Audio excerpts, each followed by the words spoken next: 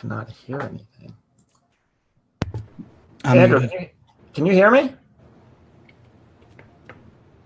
Yep, I got you. That Windows is really wild. I told you, man.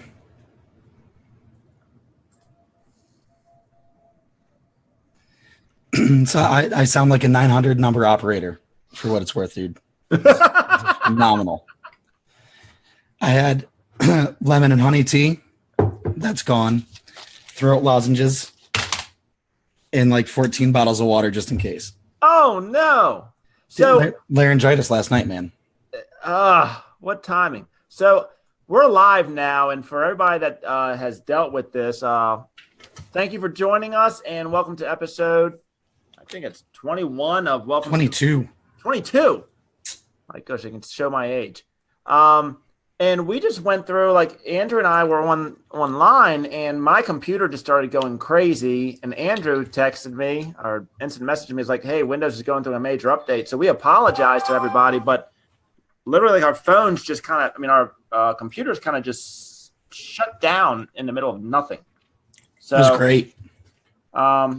It's the good thing and the bad thing about technology. Technology is what allows us to do this, Andrew, but at the same time, we're kind of at the burden of technology. So thank you for joining us, Andrew, and you have laryngitis. So I really appreciate you taking the time, especially with how you feel. Andrew is the CEO of Pillar 9 Coaching, and I had a very, very interesting conversation with you about a big why.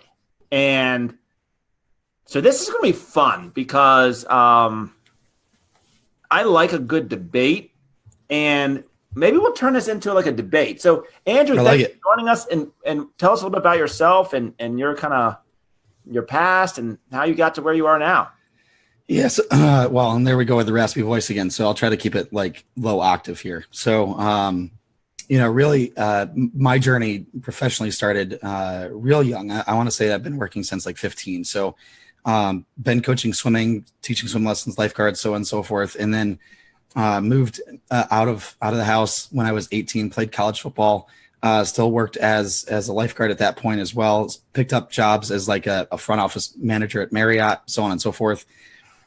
20 opened up my first company essentially. So started to look at and actually self-taught myself how to build websites. So started to do all of that stuff. And then also ventured into mortgages right around 23. Mm-hmm. My wife was an underwriter. This was 05. So my wife was an underwriter. We get to like 08. We all know what happened in 08. And at that point it was, I was laid off. I worked my way up into the former Mortgage Lenders Network, and was doing well there, and then moved over to Countrywide at that point, again, God rest her soul. And then moved on to a couple different small brokerages and was acted as a sales trainer. I have to say though, like my sales training, I was really, really fortunate because I was trained underneath basically Brian Tracy's tutelage through his sales programs and everything else. And I mean, that brought it back to like Zig Ziglar and I mean, the OGs, if you will, of sales. Yep. So, getting my start that way from the ground up, I mean, I think we may have been one of the only mortgage companies that was actually scripting and role playing at least twice a day. I mean, we were doing presentations and again, lead prospecting. We were an internet-based company with Mortgage Lenders Network. I feel dirty like saying their name. It's weird. But then, obviously the fallout happened. As soon as everything, I just remember it was like crystal clear, man.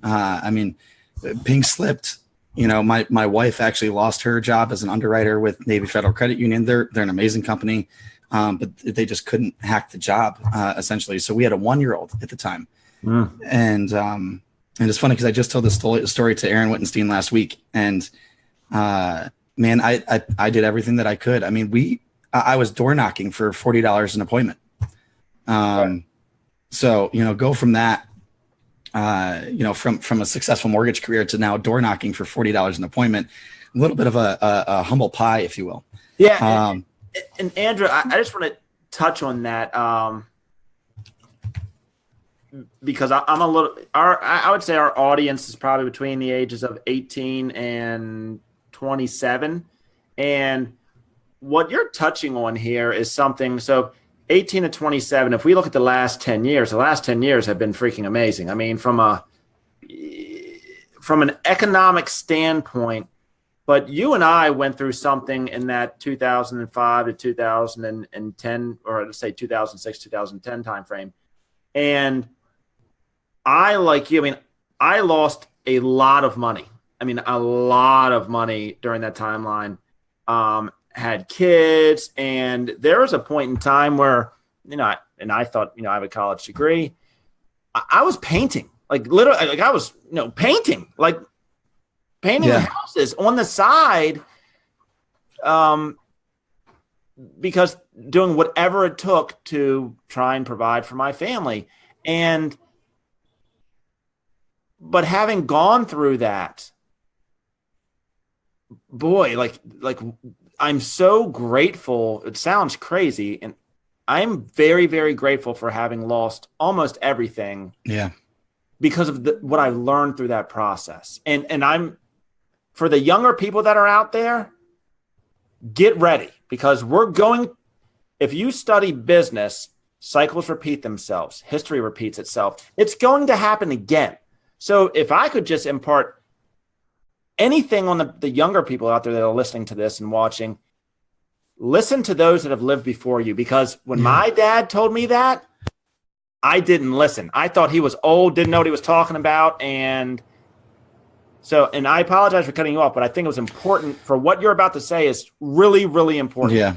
Yeah. I mean, and from that time period, I mean, I say this all the time, and I ask my coaching clients all the time. I mean, I think the single most asked question that I put out there is, what are you doing right now to prepare for success in spite of the uncontrollable?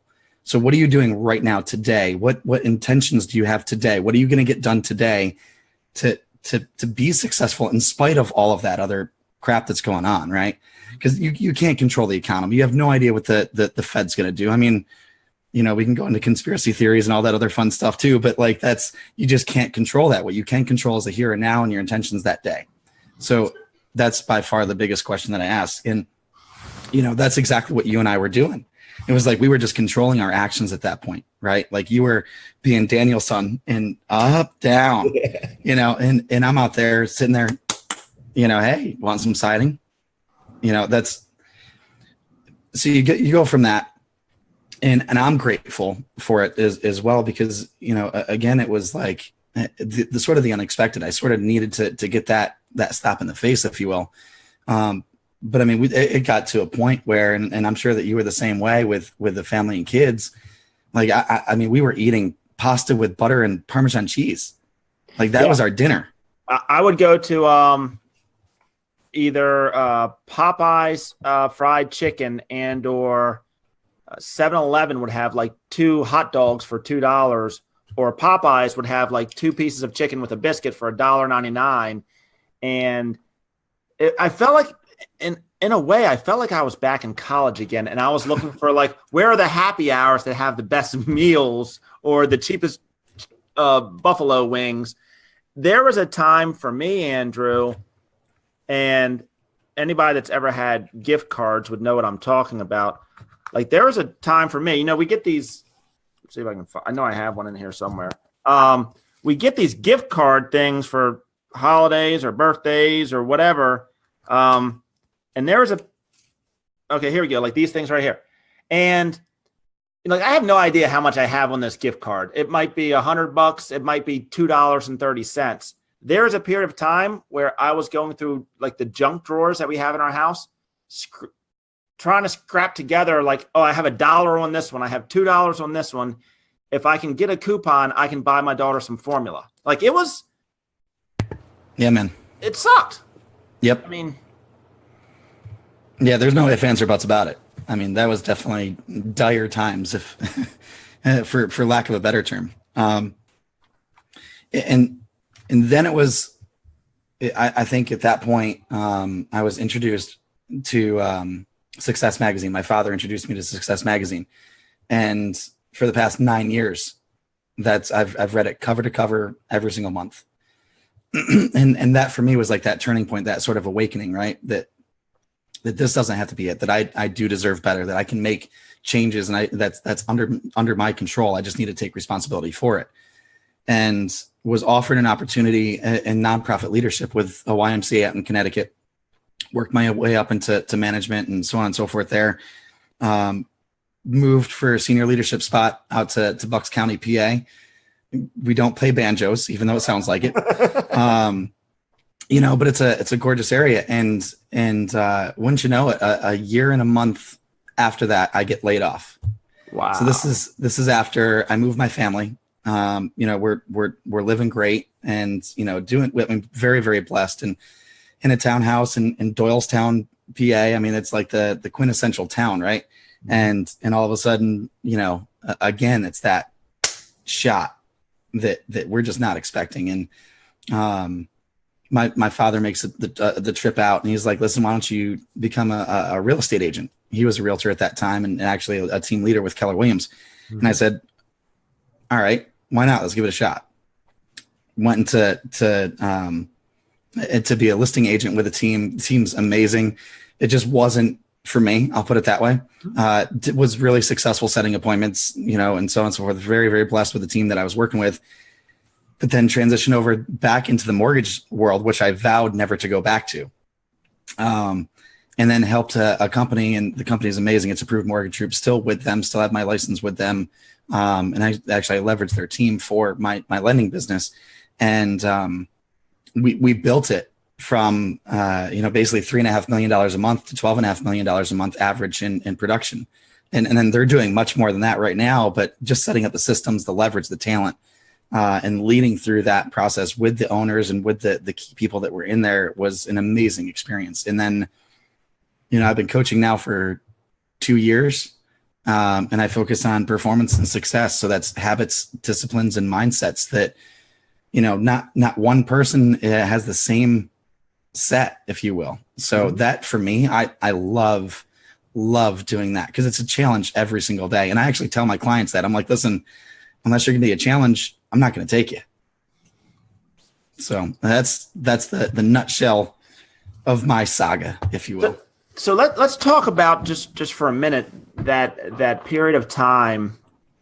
And once again, I just think it's so important to share our experiences with other people. Like I had a meeting with somebody today, and a younger individual, and I said, I'm no guru. Like I don't know. I just know my experiences in life, and all I can do is share those experiences with you.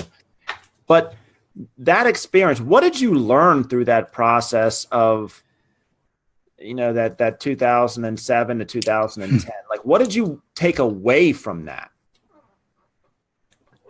Geez. I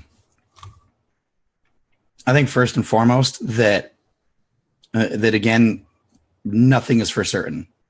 Like you could think that everything is going your way, and the world will just shift. So unless you have that preparation for it, unless you've built up those millionaire habits, if you will, there's no way to prepare for it, right? Like just that unexpected. So that's number one. Just really expect the unexpected. Number two, and it's so cliche, but be comfortable being uncomfortable. Like in those hard times, you're going to have to do things that are not in your comfort zone. And in those times, that's when you're stretched, right? And in those stretched times, that's when you grow. So if that's the case, I mean, I would actually not necessarily readily invite a time like that again, but I invite those uncomfortable moments because I know that I'm going to grow from it at this point in retrospect, right? So going through it, I'm like, this is horrible. But like right now, just in that hindsight, that's again, just something that I'm really grateful for is that, through those moments, I mean, you truly do define your character, and you're challenged. And I think for me, and I've had, and once again, just looking back, I've had multiple experiences like that in my life. That one happened to be a particularly painful monetary experience, but I've had multiple traumatic type experiences in my life. What I learned through that one, because I had nice things, and I went from driving a very, very nice, expensive truck to literally, I was gifted, I don't know, I think it was like a 94 Buick LeSabre from a family member. Mine was a 94 Taurus. Okay, then you understand. And I was thankful. I was thankful that I had a Buick LeSabre to drive at that point. Yeah. And, the funny thing was, is like this Buick LeSabre, like a headliner in the roof, like my kids hated it because the headliner was like coming down and stuff like that. And, but I was like, okay, it's a car. Like it gets me from point A to point B. Now there was a point in time, and I told myself I would drive that car until it died. Like I would drive that car because it became like almost like a pride thing. It sounds crazy, but people would make fun of me. Like people would laugh at me. But for me, it was a pride factor that, my car does not define me. Right. And I promised myself I would drive it until it died. And sure enough, it literally died on the side of the road. Like it died. I mean, it just started smoking and it died. It's awesome. But at one point in time, I was doing a workshop for some younger people, and they saw me. They asked me, "Tell me when you're coming down the road." And I said, "Don't worry about it. You'll see me coming down the road." And they were like, "So is that you and that piece of shit?" And I was like, "That's me." But at that point in time, I had enough money in my portfolio, checks or whatever, that I could have went down to the BMW dealership and paid cash. Right. But I drove the Buick LeSabre because my car was not important to me anymore. I realized through that process what really, really is important in my life. And it wasn't going to be defined by a car or a house, or because you can take those things away from me, but you can't take other things. You can't take my mind from me. That to me would be damaging. Knock on wood, hopefully I have that for a while. My family, my health. And I came to value different things after that process. And and I don't want to say I'm looking forward to another one. Trust me, I don't want to go back to eating Popeye's chicken. You get a leg and a thigh for $2. Yeah. But I'm certainly thinking differently, and I'm not afraid. I'm not afraid if it happens again because I've already been there. So that allows me, I think, to live with a certain level of confidence and faith that it's going to be okay. Like, if I can handle that, what else can you throw at me? I think that's the important, I guess, realization as well, right? Like we've hit that bottom. Like there's very few things that are gonna touch that, right? I mean, short of, God forbid, taking one of our kids or taking our spouse away or whatever, like that would hit it for me. But I mean, outside of that, yeah, there's nothing that you could throw at me. Business wise, who cares? Like, no. Like that's. I'll reinvent again. Yeah, exactly. And that's you talked about some of the OG like sales trainer stuff. Jim Rohn, who was one of my favorites, was like, become a millionaire, not for the money, but for the lessons that you learn on the journey to getting there. And he said, I've made a million, lost a million, made a million, lost a million. And he's exactly right. Once you understand how to get to that point, you can take it away from me, but I know how to get back. Yeah. Well, and I think that's so, and Jim Rohn, I consider as one of my mentors. I think he's absolutely amazing. And granted, I've never had the opportunity to meet him, obviously. And if he were alive, I would pay any amount of money to go actually speak with him. But same thing with Tony Robbins. Tony Robbins between 87 and 94 was $750,000 million in debt. Like his business was $750,000 in debt. like on brink of bankruptcy, and he was still pushing and reinventing. It's just, once you hit that point, there's nothing that you could do. Yeah. It truly is almost as if it's, I don't want to say it's a gift because that sounds strange, but I'm very, very, I knew people at that point in time that were in their 60s and 70s and lost everything. And I looked at myself and I was in my early mid 30s. I'm like, wow, like I've got plenty of time to get back everything I lost in that time frame. So I'm glad that I learned those lessons at a relatively young age. Yeah. 100% agree. 100% agree. And what I also realized in that period for myself is as soon as I think I have something figured out, like I kind of live by a mantra now that I'm not as smart as I think I am. And I'm always now analyzing downside risk as much as upside risk. Yeah. So it changed my mentality to start looking at, okay, what's wrong with this situation, not always what's right with this situation. Mm-hmm. Yeah, financial mindset, especially more so than anything else, I think, for me. You know, in Unshakable with Tony Robbins, he actually said that too, right? He's like, listen, I'm just looking at how I don't lose money. Like, you figure out how I make money. I just want to make sure I'm not losing it. Yeah. So how did you get into the coaching business? So Jonathan Kirk, he was my first client, if you will. So I've been a sales trainer and, you know, in leadership and in senior leadership through the YMCA. And, you know, so all of that, and then all of the my self-development, my personal development journey has been about 9 years. And right now I read probably a book a week, wow, give or take. I listen to probably 2 or 3 audiobooks a month, multiple flipping podcasts. And, you know, so just the Jim Rohn statement, you know, leaders are readers and readers are leaders and earners are learners. Right. So I took that hard when I first heard that. I was like, okay, well, if that's the case, then how do I ramp that up? And then through real estate, I was introduced to a couple of great people and started scripting and role playing with them. Come, you know, December, I think 2015, Jonathan Kirk calls me up. It was a Saturday night. He's like, listen, I know that we're scripting and role playing, but have you ever considered being a coach?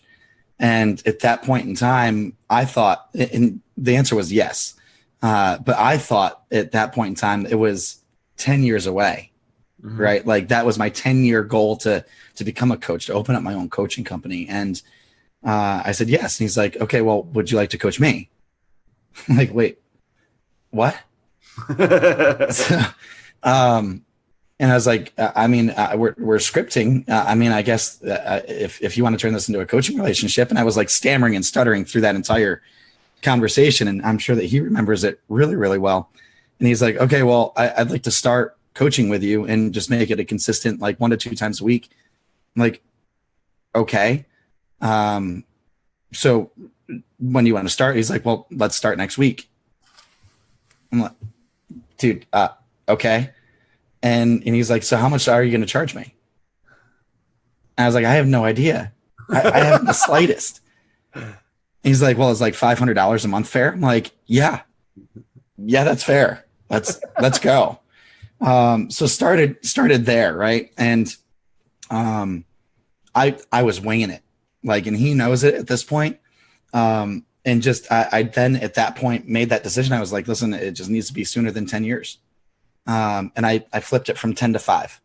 And I said, all right, well, in 5 years. So I'm going to do one client. I'm going to pick up one client every other month. And I was on that pace.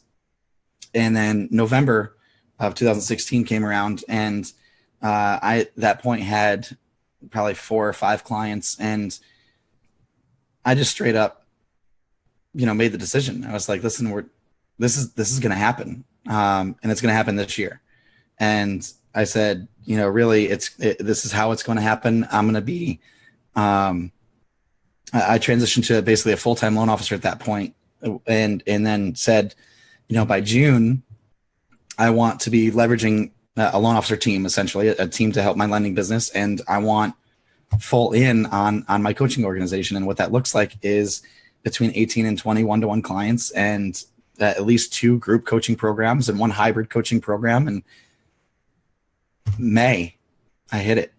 Wow. So that's, and I think that, for my wife, it was interesting. So Jen's my wife, and man, she's unreal. But I had the conversation with her in November, and she's like, wait, what are we doing? I was like, yeah, this is what we're doing. And again, it's amazing. And there's a Will Smith video. I'm sure that you probably saw it. And he says, once you decide, the universe just moves out of your way.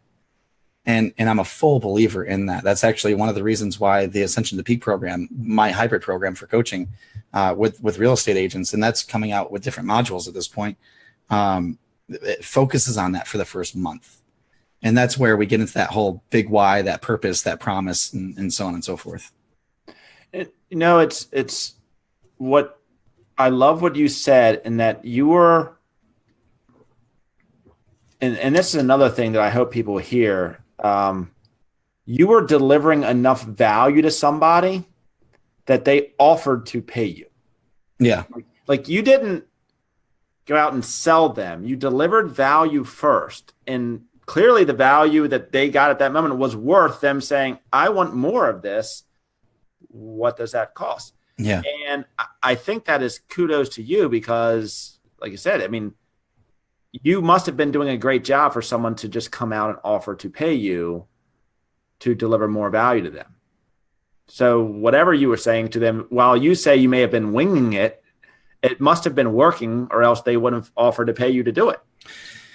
Yeah. I mean, and what's really, really interesting is that, like, for that first client, like, I didn't have my personal philosophy built around coaching. I had my personal philosophy built around leadership and what that meant for me, and around my business. And I knew that it was like things needed to align. And how we started coaching, and it was brought on as business, like, come on and coach me in business. And we didn't talk about business for 3 months. So it was everything else. Mm-hmm.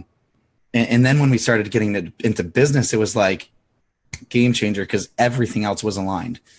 And then I started to form my personal philosophy around that. And actually, I've built my coaching business on exactly that we provide value first. So, we do an hour, no offense or buts about it, it's 45 minutes to an hour of a coaching session for my onboarding. Like, that's our initial call.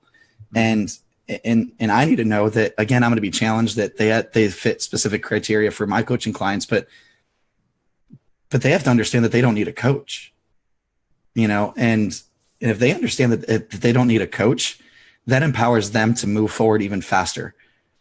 And it probably helps them realize that the coach just serves as a catalyst. And if I can just relay that message through an hour and a half coaching session, I've done my job.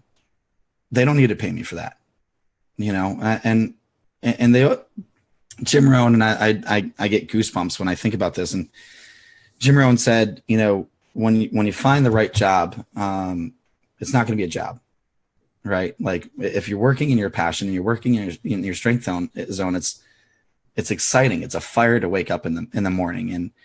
And I still coach for free. I mean, there's people that need coaching, and I step up, and I'm, it's the right thing to do, because I've been there. Mm-hmm. And if I didn't give back, it would be selfish, and it would sort of be embezzlement, right? Because I know that I can give that. So, yeah. Yeah, and that's we had a guest on, Elliot, and Elliot said, do what makes you black out, and I thought I've never heard it put that way before, but it makes sense. And he was talking about exactly what you just said. There are days. I almost feel guilty. Like, I almost feel like I get paid to like, I would do this, what I do, for free. Yeah. And you want to pay me for it? Like, I almost feel weird about, like, Like, what did I do to deserve that? I'm just doing what I like to do anyway. And that is, there's a lot of talk about that right now in the media space. If you're seeking that information out, about find what you love to do and just do it. And we have the ability today through social media and technology to literally do that. I mean, you can, Gary Vee said, you like to smurf it up. Like, just like people will pay you for things like that. My 12-year-old son understands how to make money. Now he's trying to figure out how to monetize gaming because he's really into video games. Nice. But the interesting thing is, as a parent, part of me looks at that and says, okay, well, really? Like, you just want to play video games? But then the flip side of me says, if he can play video games for 18 hours a day and literally like I don't think he even eats some days. Like, he goes into a zone. Maybe that's what he's really, really passionate about. He just hasn't figured out how to turn that into money yet. And that's where, instead of, as a parent, me trying to say, no, you need to go in this direction, maybe I need to take a step back and seek first to understand and maybe help him figure out a way, okay, this is cool. This is your passion. Now, how do we turn this into money? Yeah. I think that's like that magic yet jagged pill, right? Because you also, I think people are afraid to step into that zone because it may not be financially rewarding. And because society places that pressure on us that says, well, you have to do something that's going to make money. Right. And that's just not the case. In my opinion, that's not the case. And, if somebody wants to go ahead and be a janitor, go be the janitor. Go be the best gosh darn janitor that you can be. I don't really care. Like, find what you love to do and do it. And that being said, too, like Gary Vee said this too, and he said, listen, you want to know how to start that, then go find a job and start your side hustle, start your passion, and then find out where that goes. And as soon as you discover that, then passionately pursue it and find ways to just shift the ratio. Right. And I'm sort of expanding on what he said, but it's similar to really what I did in the coaching realm, where it's, I went from lending and being in this role, and then just shifted essentially what my ratios were. I mean, I went from coaching only, 4 clients, 5 clients, 6 clients. And then all of a sudden the ratios started to really radically shift. But that'll happen if people find their passion and they start to pursue it.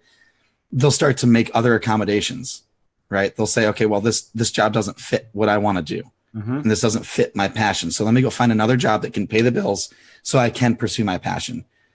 Just because there's so much pleasure there. There's so much joy there. And the pain really does turn into, I'm going to go to the job for 8 hours or 6 hours or whatever that is. But our natural tendency is to avoid that pain and then go towards the pleasure. So it's going to happen. You just have to let it happen.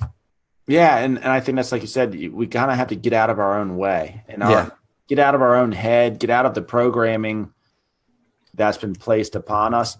Because back to the janitor analogy, and that's one of the things my father always told me, like, I don't care what you do, just love what you do and be the best at it.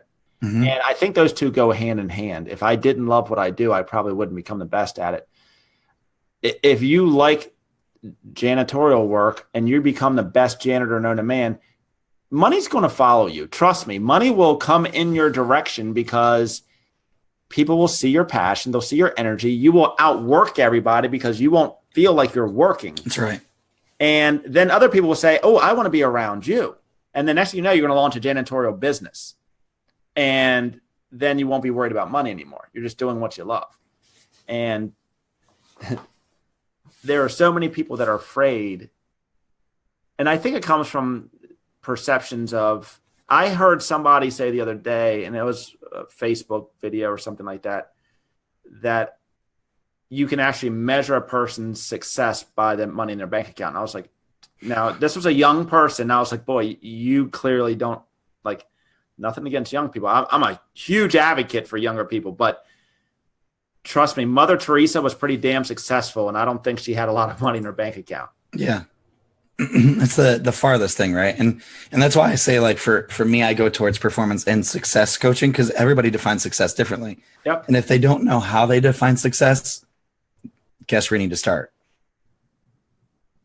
Now, So that's, and I think for college age people too, my wife and I were talking about this the other day. I walked into college, I had no idea. Like, I'm like, yeah, cool, I'm going to major in psychology, right? Or I'm going to major in psychology and English after I hurt my knee. And then, but you have no idea what you're actually going to do. And then you start to pigeonhole into whatever that is, because of, your guidance counselor says this, and your career counselor says this, or your professor did this, and they think that you're going to be amazing at that, or your parents weigh in here. There's so much external that's just pushing in on you that there's no way. And I'm a firm believer that the system is broken.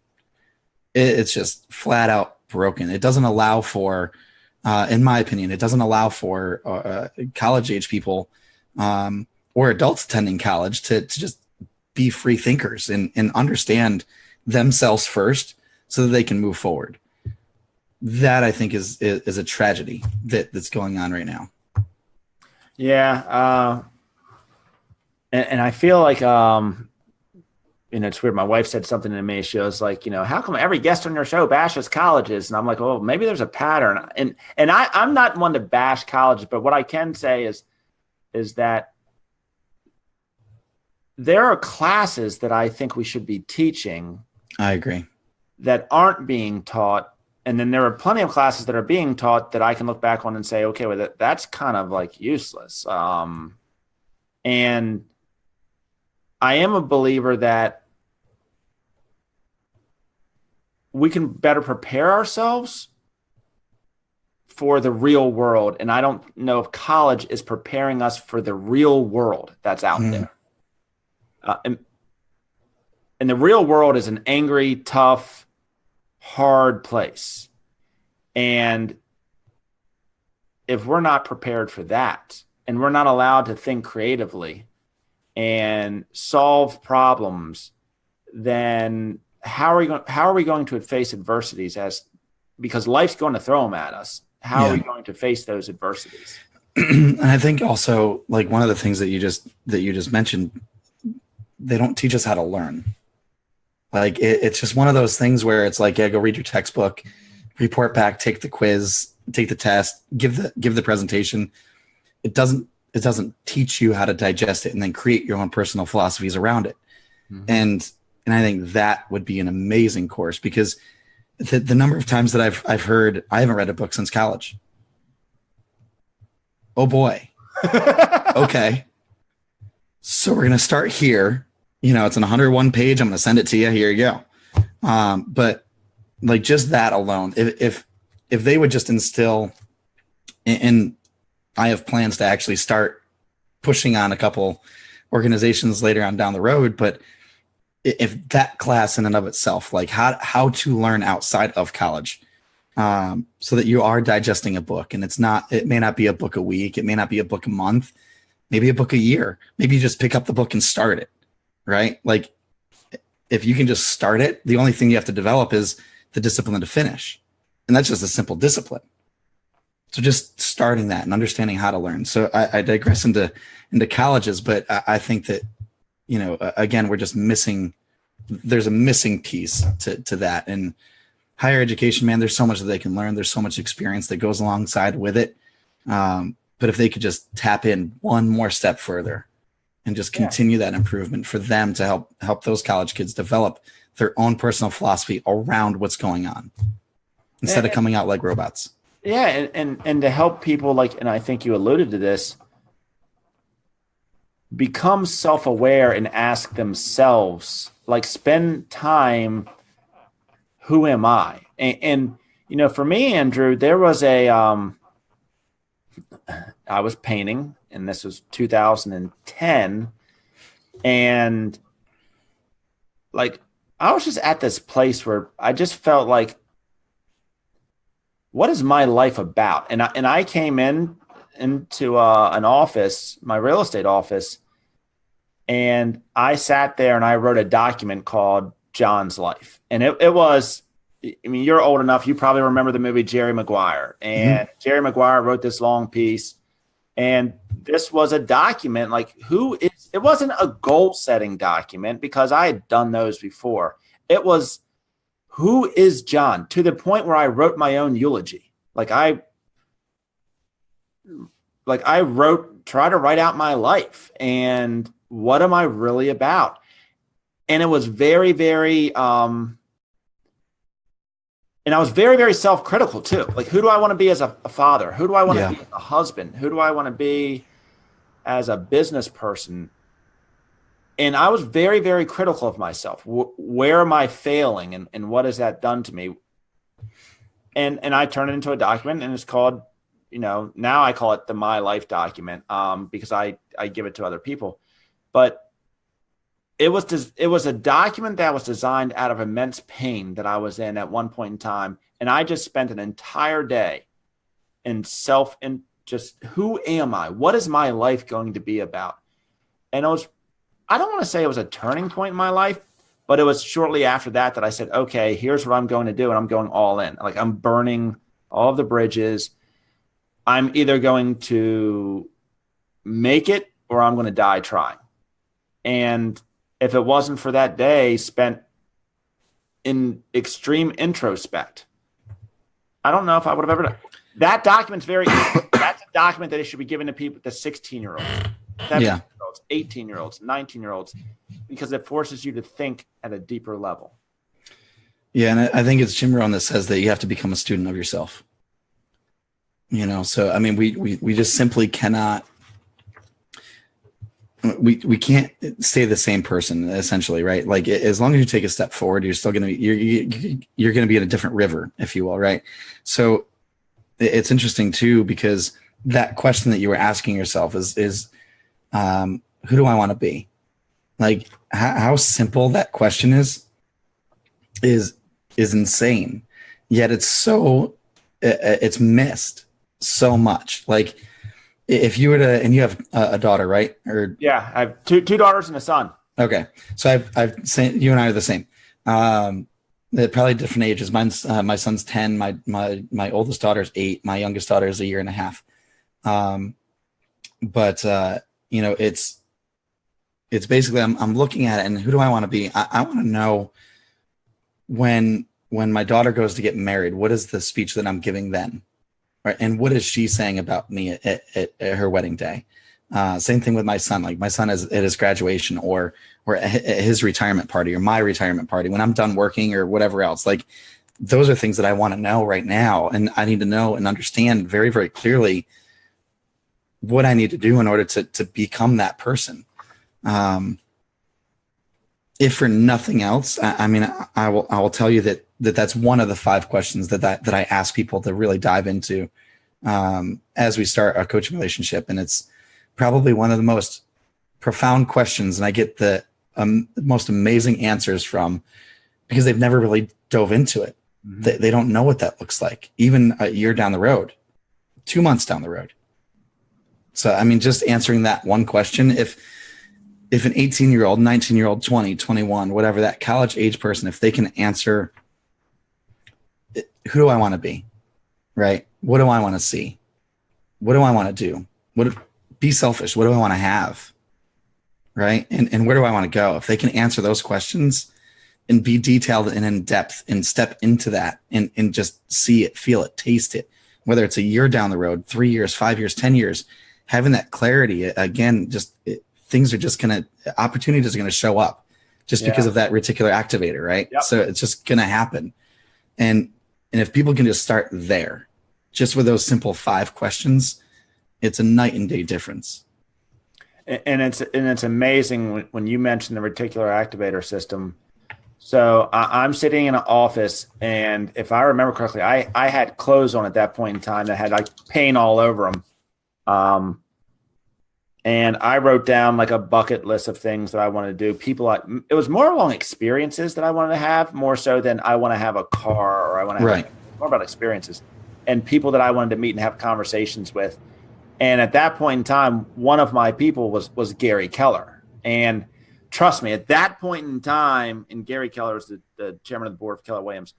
At that point in time, and to me, that was like a really, really, really big deal. Like that was like a bucket list item.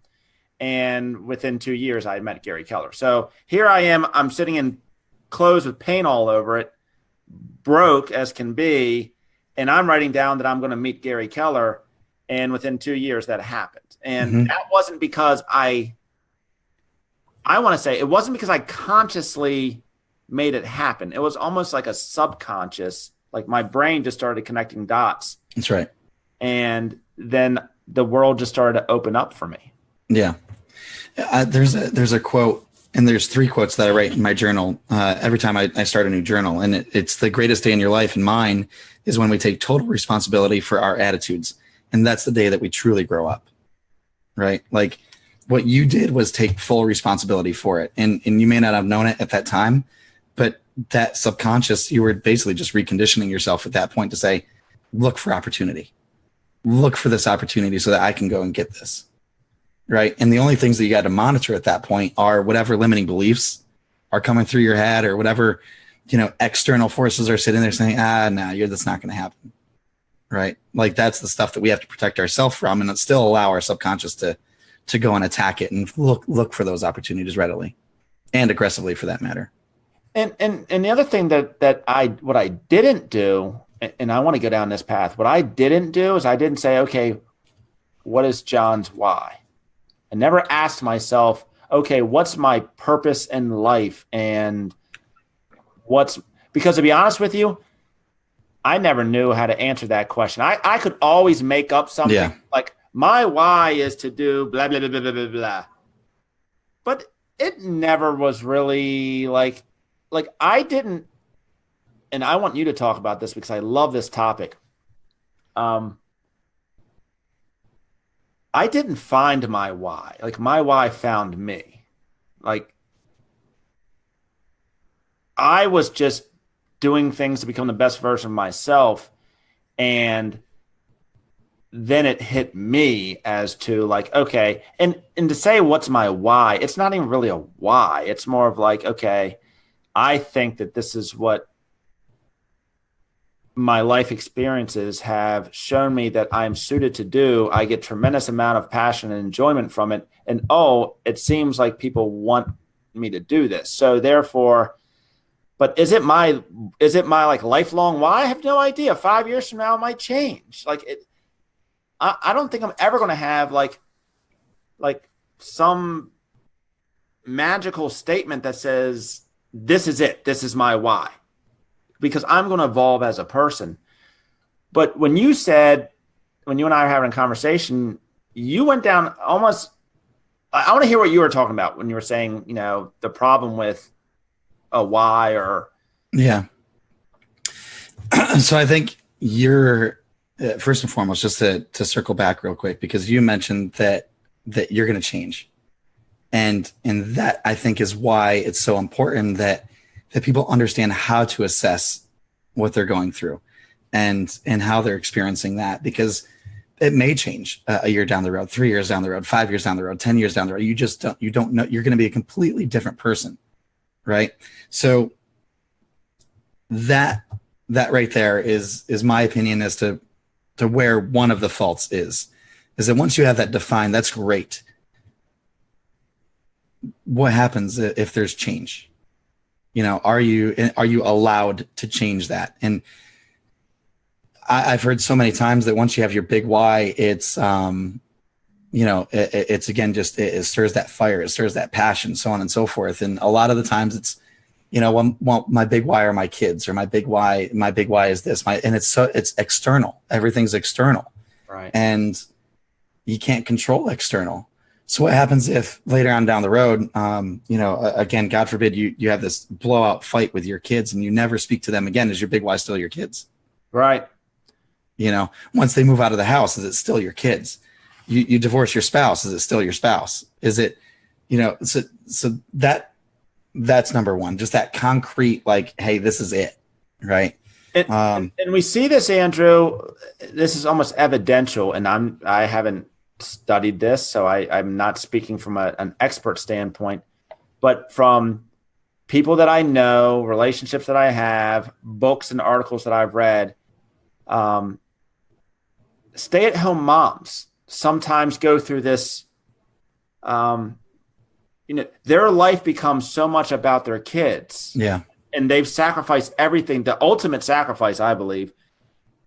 And then the kids are gone, and it's now what? So if your why is about, like, I think what you were just saying, it's like, it's my why is about my kids. Well, one day they're grown up. And if they're gone, now what do you do? And we also see it from people. I know people that have devoted themselves to a career or to a company, and then they go on to retire.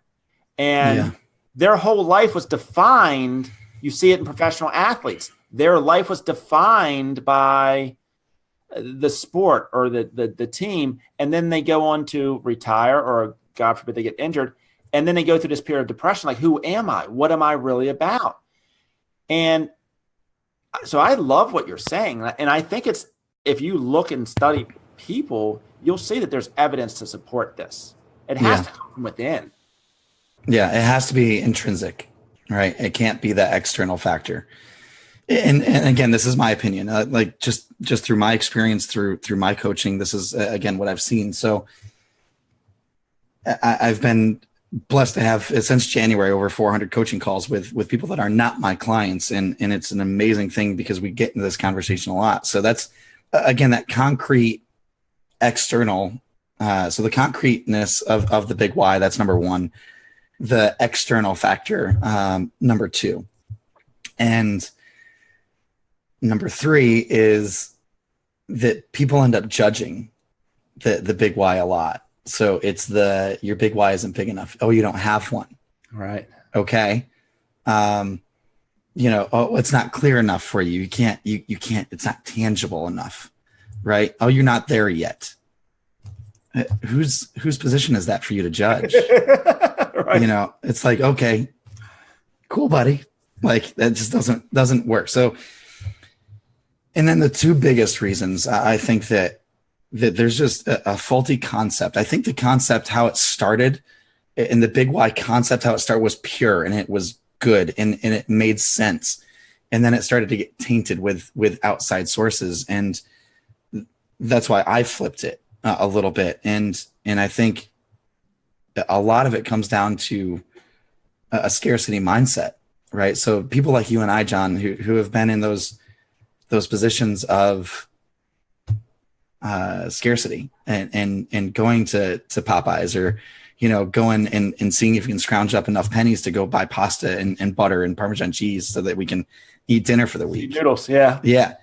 A lot of the times where I see that and that pain, it comes through in what they consider as their big why. And it's in that scarcity mindset that creates this just vicious cycle. Because if you have that big why is, I never want to get back there. And you keep telling yourself, I never want to get back there. The embedded command essentially is get back there. Get back there. Yeah. So it's looking for other ways for you to stay in that scarcity mindset. It's reinforcing the fear behind it. So if it's reinforcing the fear, you're reconditioning and really strengthening the conditioning of that fear and that scarcity mindset that's going on. So everything negative is coming in, which is like rapid intake, and then anything positive, it takes 14 to 21 seconds to digest. And it's like, nah, we got this stuff coming in. You go away. So those opportunities start to become even more scarce because of your scarcity mindset. And it's just that vicious cycle. And I think once people flip it and they say that it's not external, that it's an intrinsic, I'm going to get better every day. I will become the best version of myself possible. I will leave a legacy impact for what I can control, right? I will build strong relationships. It doesn't have to be with anybody. I will build strong relationships. Like those are powerful statements that you can control. And there is no scarcity around that. There is no fear around that. And it's just reconditioning the subconscious to say, look for these opportunities. So that's the thought process behind why I've shifted from a big why concept. Now, when people, because I hear this a lot, and I imagine you probably do as well, is do you ever come across people that are like, you know what, I really don't know what my purpose is. I really don't know. And like, I hear it a lot, almost to the extent where it's like, is there this like commercial that's running in the background all the time that says everybody's supposed to, at some age, you're supposed to know what your purpose is in life. Like, because some days I still don't know what I want to do when I grow up. Like, I mean, like, and I think there's so much pressure on people, like that they're supposed to have all the answers as to what probably one of the biggest questions that exists. Like, and like, there's some magical solution. Like, oh, I'm supposed to know this by now. And if I don't know that, therefore I feel like I'm not as worthy as somebody else. And I think the same goes with why, almost like it's become commercialized. Yeah. Like, oh, if you don't have one, then you're a lesser of a human being because you should know this by now, which then causes people to say, okay, well, I'm going to come up with some shit just because I don't want to be one of the people that that doesn't have it. Yeah. Yep. And you almost see that pain for that person that either doesn't have it or doesn't. And I don't know which is worse, the person who has that pain that doesn't have it, or the person that says that their why isn't big enough, right? And doesn't, well, or has that perception that other people will judge how big that is. Mm-hmm. And man, I mean, I talk to other coaches, I mastermind with other coaches, and when they start going on the topic of a big why, I mean, I'm like cat, my hair, like it's just the lack of hair that I have, but whatever I do have, it, I mean, it just stands up on end. I mean, it's just one of those painstaking things, man. And again, that's where I start every single coaching client to try to find that clarity, to work through that clarity of identifying what the purpose is. And we don't start it conventionally.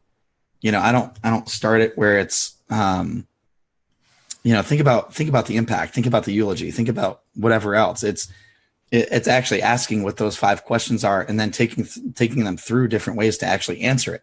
So like what you were saying, that, hey, you know, what do I want to have? A lot of people go selfish and they go with things, and that's okay. What they don't think about is character. What they don't think about is having integrity. What they don't think about is having a strong leadership within themselves. So they don't think about that stuff naturally. So I typically will let them go for the first week. Any of my coaching clients listening, you guys probably know this at this point, but I'll let them go for that first week, and then we bring it back, and then I start to dive into those other questions. And as soon as I ask it a different way, like, oh, okay. And just answering those 5 questions, it truly takes them to a different place. And that's where we start. But starting with, you know, again, that, hey, guess what? You're not here anymore. It's that fear. It's like, holy crap, I got to get so much done. And then your head just goes to, this is what I have to get done. This is what I got to do. And we don't stay in that abundant mindset. Like, hey, guess what? There's no time limitations. There's no stick right now to 1 year, 3 year, 5 year, and 10 year. And that's where you want to stay. Stay in that wheelhouse. Don't think 20, 30 years out, especially if you're an 18-year-old, a 21-year-old. I know for me at 20, John, I don't know about you, man, but like, I could barely think about the next week. Yeah. Like, you know, I just, and at 20, I met my wife too. So like, and we weren't married at that point, we were dating, but I didn't know what nightclub we were going to on Thursday. Right. Right. You know, so to have someone, you know, especially again with like real estate agents or insurance agents, loan officers, small business entrepreneurs who are starting out 22, 23 years old, to say 20 years out, 30 years out, what does your eulogy look like? 40 years, 50 years, you know, God willing, 70 years. To put them into that place, it's a difficult place to go to, number one, and it creates that that almost fear as well. Like, hey, I'm not going to be here forever. And I sort of want that with younger people, right? Like I want them to feel that invincibility because I want them to fail. I want them to learn from those experiences. I don't want it to be no, this is what I have to do. I have to go get the job because it's going to be $60,000 a year. And then I'm going to move up 3% every single year. And then I'm going to invest what I can in my 401k. And then we just get stuck in the rut. Yeah. And that's, I was either fortunate or stupid. I don't know which one it is, to kind of in my 20s, kind of just experience what I wanted to experience without limitations. Now, I'm not saying that was necessarily, I may have stretched some limitations too far, but. Oh, I did. Yeah, I know I did too. And I guess in hindsight, once again, I'm thankful for that as well, because I was never one to try and follow a conventional life or a conventional model. I've always wanted to kind of push the limits on things. But to the 18, the 22, the 25-year-olds that are like, I mean, being 45 now, like, wow, like, yeah, go for everything. I mean, it's a lot easier to do it at 25 than it is when you have 3 kids. Yeah. You know, it's a different world at 25 than at 45.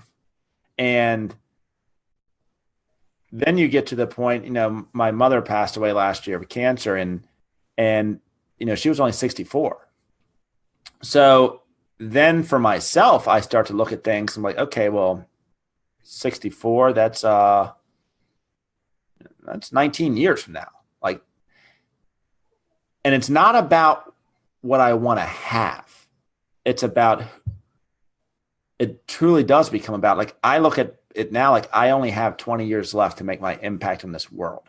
Not, I got 20 years left to buy a car that's going to, you know, I'm dead. Like my car's like, how can I leave the most impact I can in the next 20 years? And to a certain degree, I want to say though, Andrew, I do have a scarcity mentality, as not scarcity, like there's limitations on the amount of impact that I can have, but my time is really freaking valuable. And I'll be damned if I'm going to waste it doing stuff that I don't like to do, because, you know, I just don't know how many more experiences I will have and opportunity. I mean, so I don't want to say it's scarcity for me, because I believe that I have the opportunity to do as much as I want to do with the time that I have left. But I also am very, very clear on things that I don't get joy or I don't get satisfaction out of. And I want to try and limit those things as much as possible. Mm-hmm. I think you've just gotten intentional with what you want, you know, so you know where your time is best spent, you know, what you enjoy to do. And I think you and I are probably the same way. Like at this point in time with 3 kids, I try to schedule the reasons why I work first. And earlier I didn't do that. And I was, there's a lot of pain at that point in time, you know, because I worked my hind end off to the point where I would probably say, and my wife would agree, I'm looking this way because she's like, you know, through the wall that way. But anyway, you know, I probably lost 5 years with my son. Yep. And like the messages were there, right? It was like, hey, this is what's going on, so on and so forth. But I didn't pay attention at that point in time. So now it's like a hyper focused. But I think for you, again, it's more so understanding what you truly want, and that you truly do want to leave that legacy impact. And it's not just while you're here, right? Like I can just, again, from your voice and obviously knowing that you got kids, it's how am I going to carry that on? So when I'm not here, what does that look like? And are they still telling stories about me, and good ones? Yeah. Right. And what values am I passing on, and so on and so forth. So like that, I don't think is a scarcity mindset at all. I think it's just an intentional decision for you to move forward at that point in time. So you've become good at procrastinating at things that don't matter. Yes. Very much so. Like if my wife ever asks me, like, if she knows like yard work or doing things around the house, like it doesn't bring me joy. It doesn't bring me passion. It takes me away. And I'm just much more clear today. But just like I will be judged by that too. Because there are some people that will say, well, no, you're supposed to change your oil. You're a man. Like, So, but even I'm like, dude, no, I'm depriving no, somebody else of their passion if I go and change my oil. Because somebody wakes up every day. I can't wait to change another car's oil. yeah. So, and think about that word too, and supposed to, or should. Like, I can't stand those two words because they imply right or wrong, and who really defines right or wrong? Our society does. Why don't we question that? Right? I mean, this is something I wish that I listened to in philosophy 101 in college. Like, that's just, I look back and that was like one of the most valuable courses, and I thought it was horrible at the time. But that we should question what those society norms are, and hey, I'm a dude, so I should, just like what you said, I should go change my own oil, or I should mow my own yard, or you're a mother of three, so guess what? You should drive a minivan, right? Like, no, my wife is going to drive the FBI vehicle, the all about black Suburban that is huge. That's what she's going to drive, but it's like that should or supposed to, that conditioning that there is a right or wrong. I mean, honestly, who the hell is really going to, there is no right or wrong. Just question it. But that is also another reason why that big why just keeps coming back around. And it's like, it shouldn't be one way or the other. It shouldn't be something that, and yeah, I'm using should at this point, but it shouldn't be something that is external. It shouldn't be something that your dad told you that you should do, or that your parents thought that you would fit really well doing this, or that because you have kids, it should be your kids, right? It should be some way, some other way, or whatever else. Like, that's all a bunch of bullcrap. It's going to be personal, just like it was with you. It just hits you. And working through that, like, if I were to ask you, who do you want to be? And we'll say a year down the road, like, what does that really look like for you? So that's strange. My first response is I'm just going to be me. And the reason I say that is because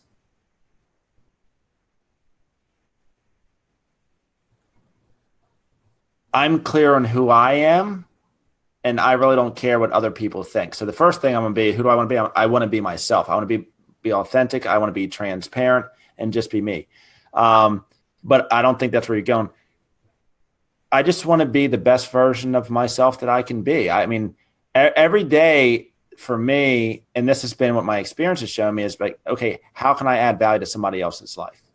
And I want to figure out how I can do that more. Matter of fact, it's why I liked the idea of doing a podcast, because I can have maybe I don't add value to anybody, but for me, it was a way that, okay, well, instead of talking to one person, why can't I talk to 500 people? Why can't I talk to 1,000 people? And it's not for money. It's not for fame, fortune, prestige, or any of that stuff. It's because I believe that you and I are just freely giving of what's been given to us. So it's truly just coming from contribution. And that brings me joy and happiness. And that's all I want. Yeah. So wow, geez Louise, see that raspy voice right there? That's great. So that person that you're talking about, who you want to be a year from now, is happy. Yeah. Yeah. I mean, if you boil it down to everything, it's just, I just want to be happy. Perfect. Well, and so that brings me, I guess, to another question. So how do you define happiness? Because and this is a very hard question, I feel like my soul is full on the inside. Like, there's been periods of my life where I've felt like this emptiness on Yeah. the inside, and I tried to fill that emptiness with things, substances, Stuff. love. I know when I'm happy because I have tremendous amounts of energy and I feel full. Like I just ate a big pot of mom's spaghetti. Like I just feel full. And I'm smiling. And that's a great question because it's hard to define. Like I don't know if I can really even define it intellectually. It's more of like I feel it. It's something I feel, not something I think. So I think that in and of itself, right? Because people, and just to sit on this really quick, because I think it's also important for that college age or stay-at-home moms or retirees to really understand that happiness isn't that external, that it doesn't have to be that thing that you're chasing. If you're chasing happiness, you're never going to have it, right? Happiness is in the becoming. Happiness is in the pursuit of a worthy goal, is what Jim Rohn says. And I'm a firm believer in that. And that's why you feel that way.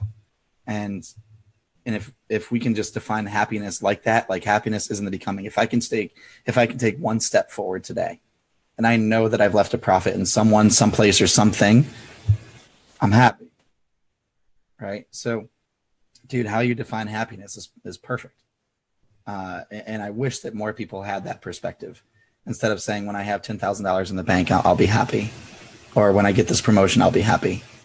That's a reward for your effort. That's a reward for your value. That's great. Be happy that you're actually giving that value and that you're making that impact because you're helping other people become better also. So, yeah.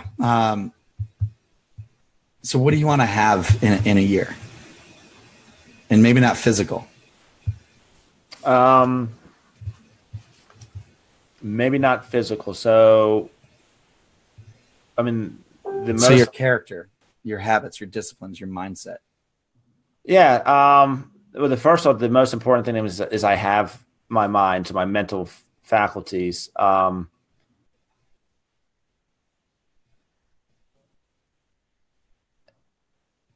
a very, very, very spiritual person, and I don't want to say religious. I want to say spiritual.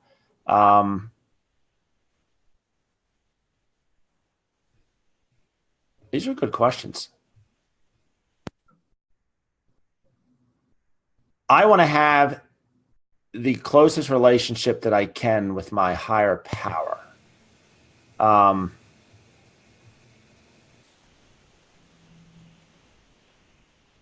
As long as I have that, I believe that everything else will take care of itself. So I don't want to have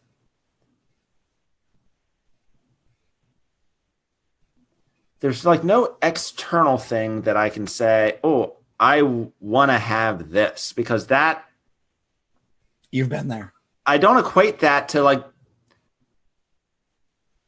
not that I don't like things. I mean, some people hear me say this and like, oh, well, he doesn't like to make, no, I like to make money for the good that I can do.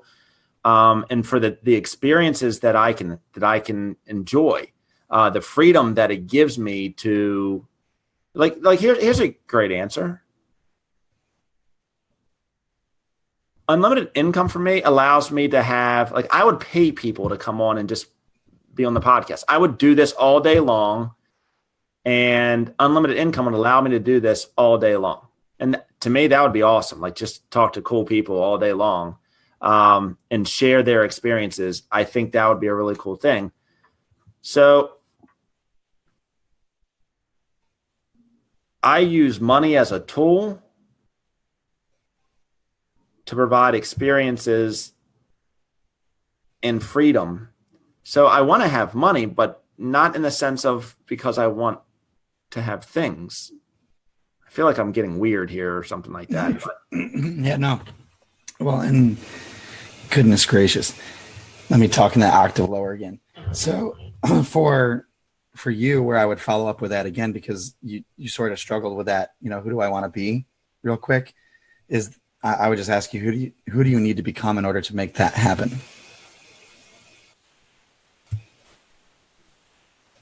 I'm sorry, you paused for a second. So was that a question, Andrew? Yeah, can you hear me? Yeah. So who do you have to become? Yeah, so who do you have to become in order to fulfill that, right? Okay. So I have to work on every day becoming a better leader. And um and when I say leader, I don't mean like a leader. I have to learn, I have to read, I have to listen to people. Um I have to seek to understand people at a higher level and rem- try and come back to the essence of me as a person, like make sure that I remove my ego and things. Um, but I think I have to become a better leader. I think that really sums it up. yeah, for more so like leadership for yourself first. Yeah, oh yeah, oh yeah. Because if I can't lead myself, then I can't lead others. For it doesn't make a difference. Yeah, that's the truth. I And, mean, and that here's the interesting thing. I was talking, and we're going to go down another topic, but I love this. I was talking to somebody yesterday, and they were talking about kind of like the levels of success in business, for lack of a better word. So it's first you become a master of your craft, and then maybe you go into lead people and build out a company. And they were like, "What?" And their eyes lit up. And they're like, "Yeah, that's where it gets fun." I'm like, "Whoa, that's actually where it gets hard." Like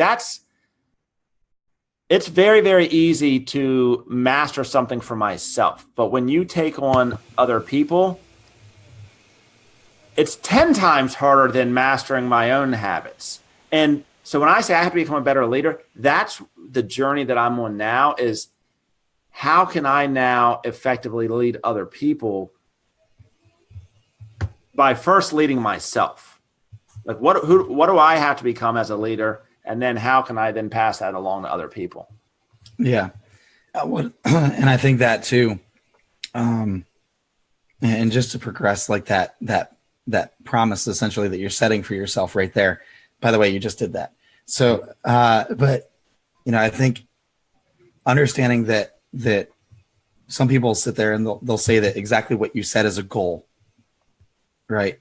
And in my humble opinion, if you don't hit a goal, are you usually okay? Me?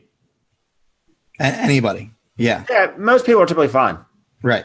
Yeah. Now, let me flip it. You promise your kids something. You promise them that you're going to take them to, the next baseball game that's coming up next weekend.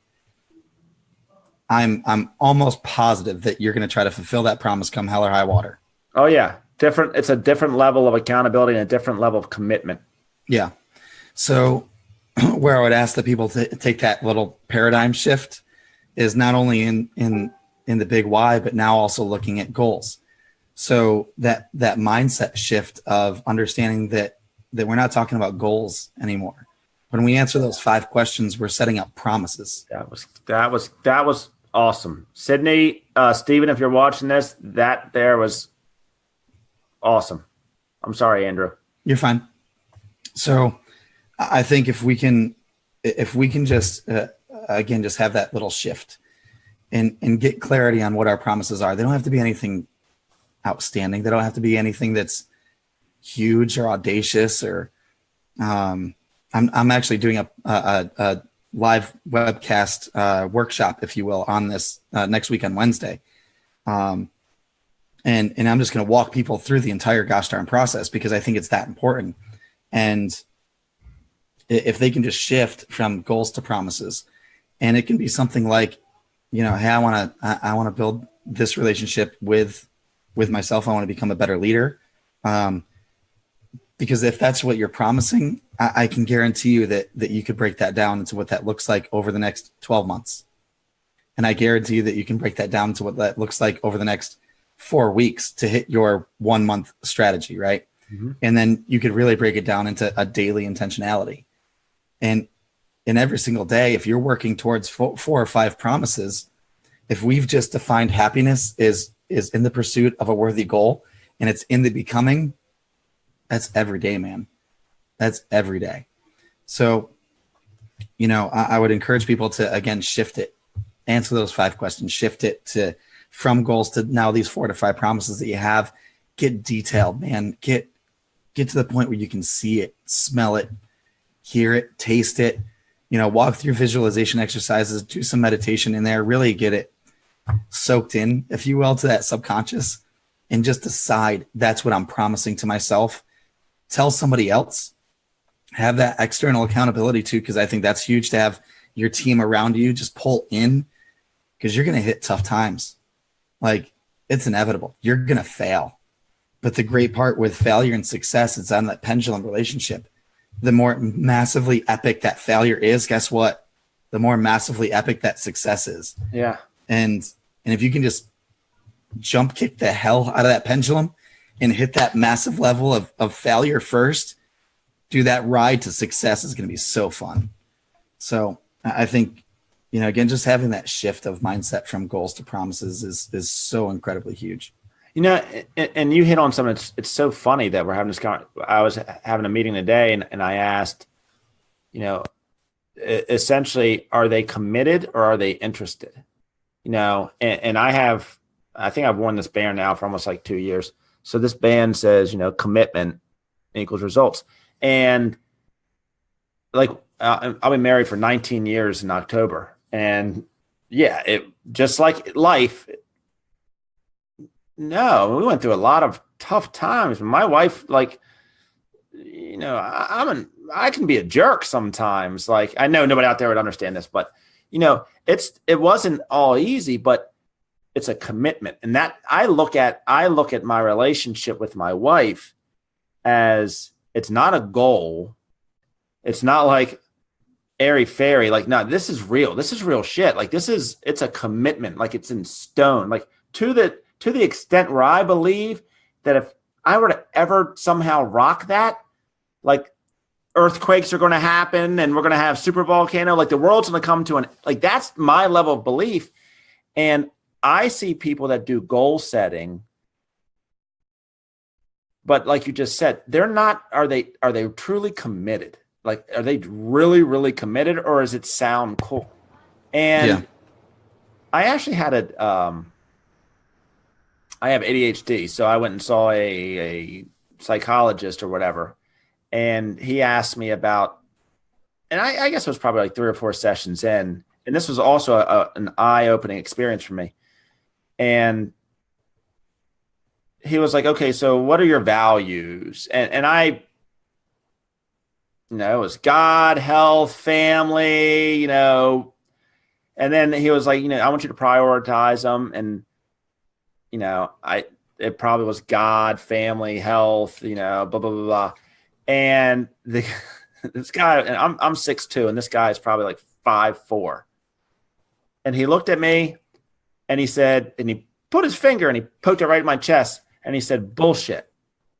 And I was like, what? Like, and he said, John, he said, first off, I'm not going to judge the God thing. He says, but when it comes to family, like, you'll sacrifice, anything to go in a business meeting.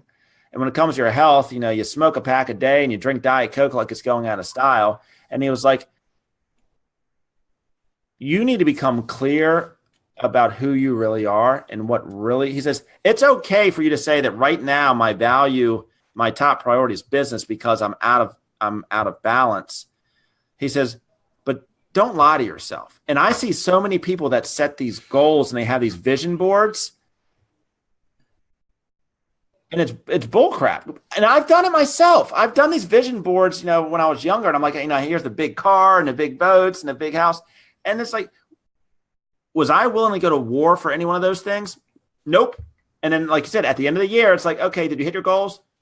No, I didn't really want that car anyway. And truthfully, I didn't. It didn't mean anything. Mm-hmm. I wasn't committed to that. I wasn't willing to go to war for that. I wasn't willing to. It wasn't the level of commitment that I have, like with my marriage, my relationship. Like, that's a whole nother level. Like, I would do anything for that. And I think people fool themselves.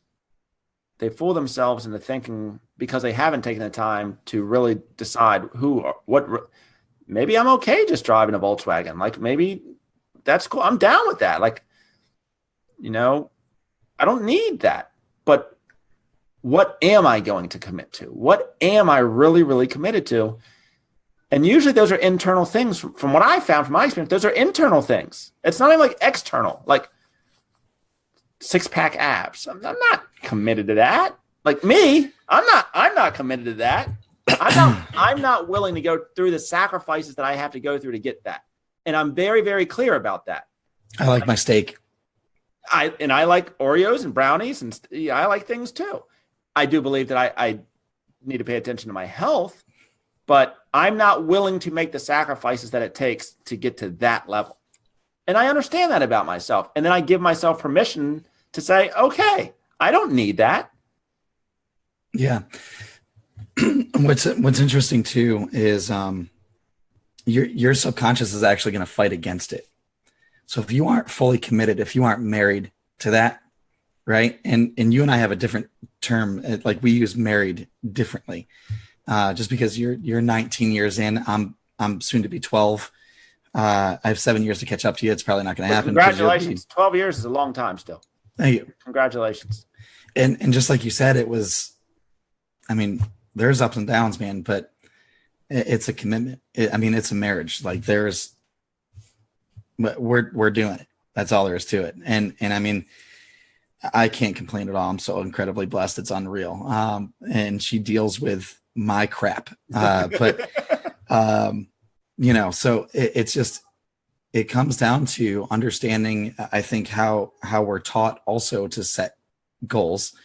I like shudder when I say that word. And, we have to set SMART goals, and it has to be it's a BHAG, a big, hairy, audacious goal. And again, it's everything that society is telling us is like, that's what it should be. And if you don't hit it, I forget who says this quote. It's like, if you, what is it? If you aim for the stars, you'll land amongst the clouds or something like that. Yeah.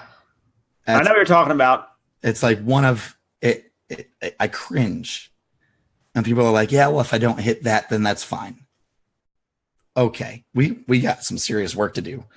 But walking through again, just that internal understanding that vision board, if it was different, if you flip that vision board to be more internal, intrinsic things for you, building your character, building your leadership, understanding what that looks like, your education, having your mindset on there, and actually having that vision of, this is who I want to become. This is what that really looks like. And then getting intentional about how you're going to move the needle every day towards that, you probably would have hit it, because it's a different level of commitment. It's a different level of marriage at that point. It's not just a Vegas marriage, no offense to anybody who's been married in Vegas and especially if they're still together, but it's not that Vegas marriage. Now it's a true commitment. It's not a whimsical goal. It's something that you are absolutely, it's non-negotiable. It's a must, right? It's a must that I develop myself internally every single day through education. That's a promise for me. That's a must. It's non-negotiable every day. So it's just a different perspective. But I think it's also interesting too, because as soon as we have clarity on what those promises are, whether it's 1 year, 3 year, 5 year, 10 year, I don't think that we can really go beyond 10 years and have absolute clarity and have that clear moment. But it's through those promises that we're able to actually find our purpose, because there's trends there, right? Like if you set a health promise, or you set a family promise or a faith promise, or you set a business promise, I can guarantee you that I can pretty much shatter any business promise, because there's reasons why behind it that are bigger promises than that. But if you're working intentionally through that, there's going to be trends there in those promises that you can find your purpose. And that's how we term it. We don't look for a big why. We look for the purpose. And I take it the book, the page out of the book, if you will, from Jim Rohn. He doesn't call it a big why. It's a purpose. Tony Robbins is a purpose. Like I'm right there in that same mindset where we don't talk about a big why. Day one, we switch it. Day one, we don't talk about goals. We don't talk about anything like that. It's straight up promises and purpose. I love it. So what advice would you give to somebody that is lacking a little bit of clarity? Like, what is my purpose? Like, like I even had people say like, there's nothing that gives me like that fire, that passion that I just feel. And Andrew, you know that there's times when you're doing things and like the hair stands up on your arms and you're just like, wow, you can feel it. Like, you know that you're in that zone. What do you say to the people that don't have that? Like, they just don't have that. They haven't experienced that yet. I know with me, my standpoint is we'll just go out and do more stuff, like go out and have more experience. Get more experiences. Yeah. So, which then leads me back to like, can you have that at like, and I don't know the answer, so I'm not judging, but can a 20-year-old have like this big purpose? I think they can start with promises. There, I love that. So if they start with promises, again, there's going to be trends. And if it's not, it may come to some people like that, but it has to be the promise. It has to be whatever those 4 or 5. I don't think we can really have any more.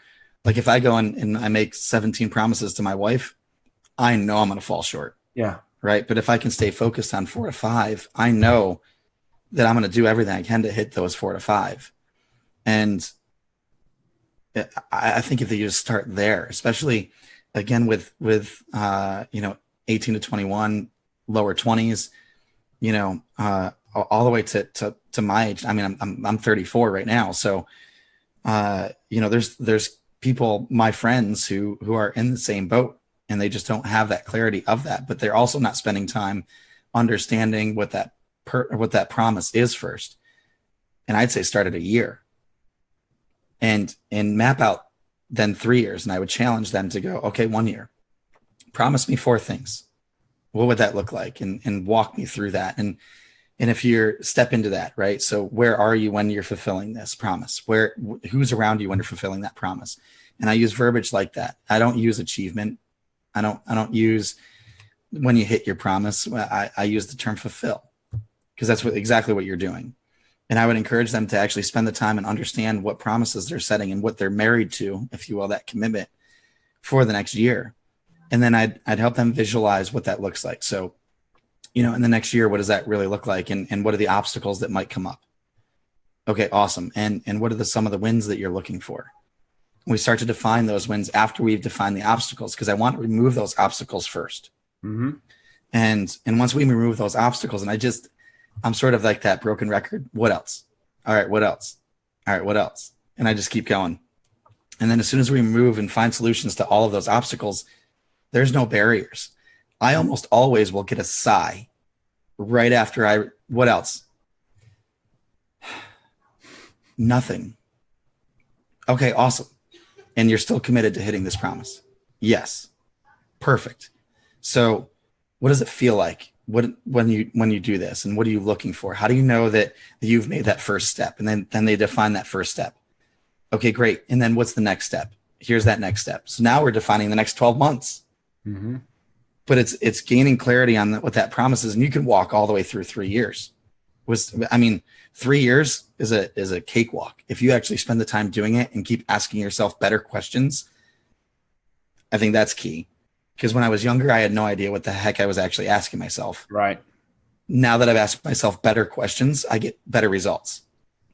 So I think you can outline with anybody up to 3 years, and again, you're going to find between 1 year and 3 years, you're going to start to find those trends. And if you can just, again, become an avid student of yourself and understand those trends, your purpose is within that. And yeah, it might change. And you have to be okay with it changing, because it's not a concrete something. I'm going to be a completely different person 10 years down the road. So I would encourage people to understand also that they need to be doing these exercises on a yearly basis. I would encourage you every October, before you go into the next year, because I don't want to hit that New Year's resolution time period. Yeah. I want to do it beforehand, because everything that you do in that 90 days, and this goes hand in hand with business as well, use October as a planning month so you can start to develop the habits, disciplines, and mindsets in November, December, and you hit 2018 on all cylinders. So I think it's just, again, starting with the clarity of the promises first, and then expanding it from 1 year to 3 years. If you're younger, don't go beyond 3 years. Stay there. Stay there, because I guarantee you 3 years, for the most part, people are going to be uncomfortable at 3 years. I know I was. Yeah. So start there. And I love what you said. I think that there's so much value in that, like in looking at the promises, like, because I see people that get almost like they get paralyzed by trying to figure out, okay, well, so what is my purpose? What is my why? And it literally causes them to say, okay, let me just stop doing anything until, because why do anything if I don't know where I'm going? And it's like, well, I don't think it really works that way. It's not like, Moses comes down with a burning bush and it's just like, here it is. Maybe for some people it happens that way, but I don't think that's the majority. It's like, but I like the idea of the promises because it sets a target. It's not, and it's a promise to myself. And I think that is like, okay, what promise am I making to myself?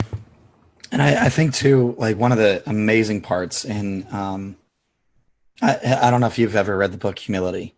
In the book, it encourages you to find people and ask them to speak into your life.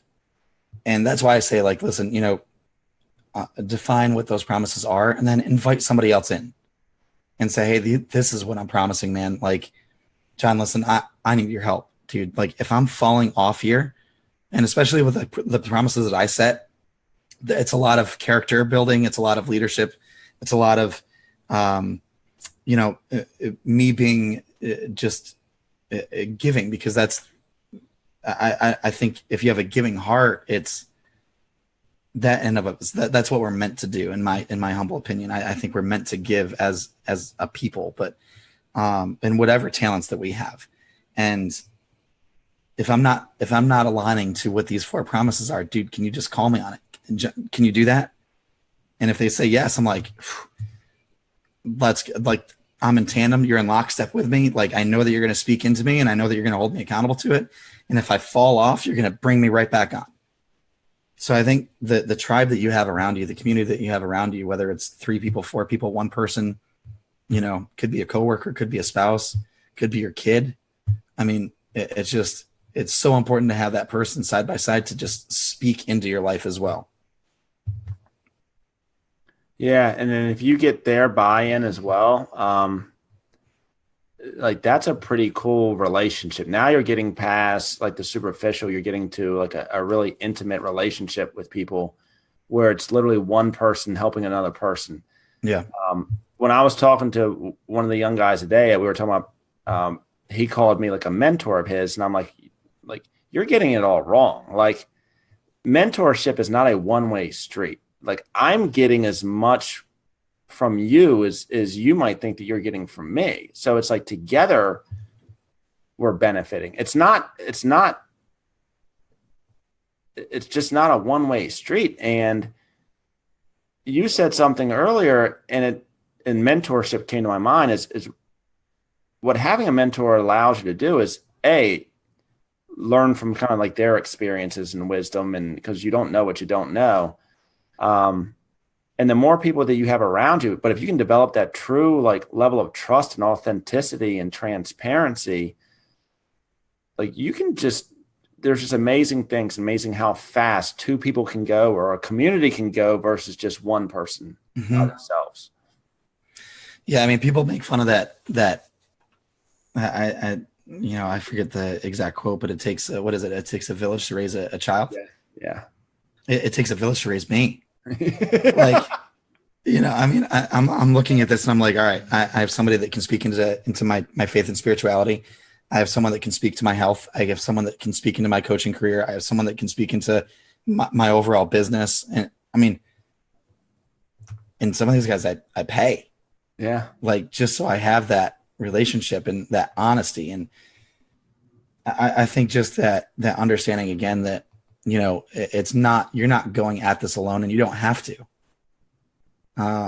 You can actually do this on your own, but having somebody side by side with you just serves as a catalyst. Yeah. And it's a whole lot more fun. And when it comes back to the educational component and staying, I talked about that today. It's like staying in curiosity and being learning based. And I've heard the stories like, I can't wait to graduate college. And I'm just like, why? Like, life is just like that's easy. That's the easy. I spend more money on self-education and self-improvement today than I did in college. And I hate Amazon. Yeah, because you get books. It's so easy to just get books. Yeah, and then it gives me suggestions too. I'm like, oh, yep. And then you surround yourself with people that are on that journey. Then they're sharing books with you. So then the books start to multiply. And I think that's where life really gets fun, to tell you the truth. I mean, the more conversations like this that I have, the faster I learn as an individual and the more fulfilled my life becomes. And it's just one person sharing with another person. So I'm curious, because when you and I had our initial conversation, I asked you a question, and it was, have you ever asked your wife something? Do you remember what the question was? No. If she feels more like a mother or a wife? Oh, yes. Look at you. You just adjusted. Look at that. Yeah. And I'm 99% certain my answer was a mother. Yeah. Did you actually ask her or no? I don't think I asked her in that phrase or that exact language, but it was close to that. I applaud you for asking.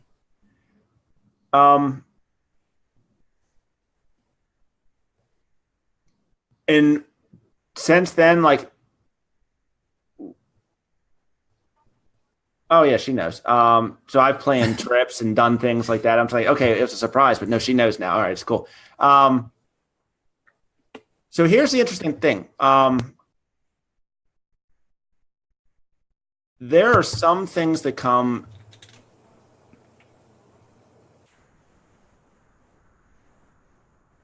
when you ask that question, it forces people to recognize and say, let me take a step back for a second. And some people would take offense to that question. But if you're taking offense to it, then you've closed your mind to becoming learning based. And it's like, wow, let me check myself. How am I doing when it comes to that? Am I way out of balance? Am I paying attention? And then I think that's exactly what it is, because it's a balance question more so than anything else. It's a balance and relationship question. And then if you're honest with yourself, which I think is critical, it's like, okay, well, maybe I'm sucking at that right now. Like, and there are times in my life where I can, like, dude, I suck right now. Like, I'm not doing a good job at that. And then I have to get back into balance. Like right now I'm way out of balance, but she knows it because we had the conversation like 2 weeks ago. I'm like, listen, and it comes through being in an environment and, like I'm going through this, my wife might say it's a midlife crisis, but it's like this massive growth phase. It's like, and I've always been a hard worker, but it's like for the next, and I told her next 2 years, like never before, like just laser beam focused. And I asked her permission. I said, are you okay with, because you get to a point in life where it's like, and I don't want to say that I became complacent, because that's not true at all. But it's like, whoa, I can take this up 3 more notches. Like,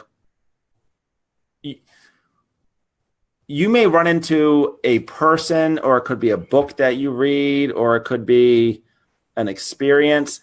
And it's like, wow, like I can actually take this up 3 more notches. And it could be a conversation. And I had one of those conversations. Then I had this weird dream. And I was like, I literally woke up and I said, that's it. Everything, I'm taking up 5. I don't know what it was. I don't even know what the dream was. I just know that I think I had a dream that night. I woke up the next day. I made a couple phone calls and I said, get ready, because we're taking everything up another 5 notches. So, and I don't know where it came from. And then I talked to my wife about it. I said, listen, I need your permission. Is it okay? So wow, geez Louise, again, sorry. So I think it's really interesting too, because you actually had that conversation, right? And so many people miss it before they go into that season of chaos, organized chaos, whatever we want to call it. I failed before to have that conversation, to actually bring the awareness to say, hey, listen, this is the season that we're going to go into, and this is not going to be a lifestyle. This is just a season. However, if it feels like it's turning into a lifestyle, then let me know. Right. So I think, just for what it's worth, I applaud you for having that conversation, that awareness beforehand. And I think it's just that decision to have that commitment to your wife, obviously, and help her feel like more of a wife. And I'll tell you, I've asked Jen twice. I've had the balls to ask her twice. Both times it's like, yeah, no, I'm still a mom. So yeah, I mean, I'm not. Have you ever flipped it on her? Has she ever asked you the question? No, because no, because my watching this. So it would be like, am I the father of your children? Am I your husband? Yeah. I think her answer would be, or my answer would be, that I'm one of the kids. So, but I want to make sure that everybody knows this too, is that just because you and I are sitting here on a podcast, and dude, I mean, I'll call myself the pot if you want to be the kettle. Yeah. Because I mean, and I write about this every night, every morning, the areas that I need to improve, and really the areas of excellence that I have every day that I can capitalize on. And man, some days it's a rude awakening. Yeah. So I want, I think for everyone watching too, it's just important to understand that a lot of the stuff that you see, either coming from me as a coach, from John and the podcast, and so on and so forth. I mean, all of us experts. I wish you knew. I wish you knew the full impact of our stories and what we've gone through to experience that, and how much we're actually grateful for in that, and that we're willing to do anything that we can in order to move ourselves forward.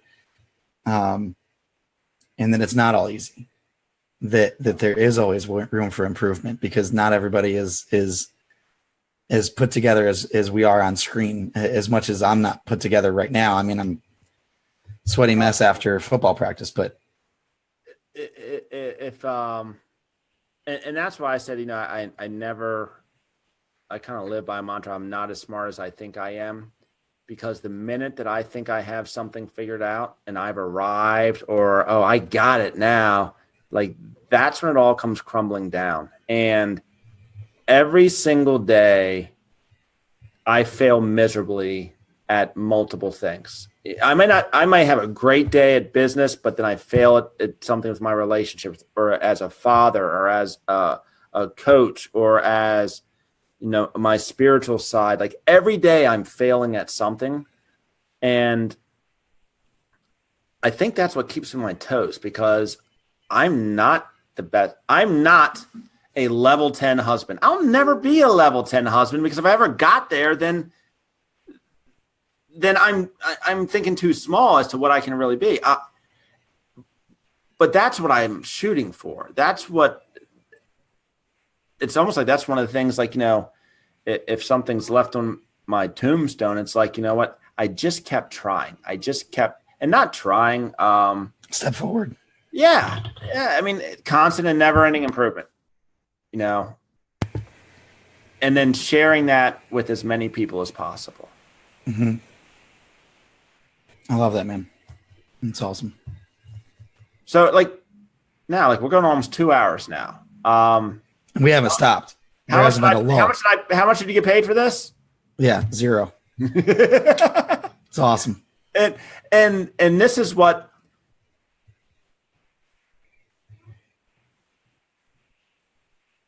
I have found through my experiences, and when we talk about passion or purpose or stuff like that, and I don't know if this is my purpose. I just know that I love doing this. It gives me energy. I could do this every single night and not worry about money. What does that mean? I have no idea. All I know, and people ask me, well, why would you do that? They don't pay you for it. Is it going to make any money? Blah, blah, blah, blah. No, but it makes me happy. So I'm going to keep doing it. Mm-hmm.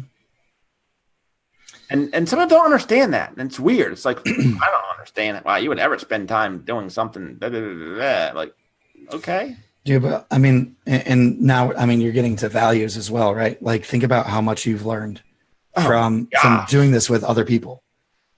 It's amazing. Like I've said it, I think a couple weeks ago, like everybody should do this. Everybody should have a podcast. Because you learn I fail miserably, a computer glitch today.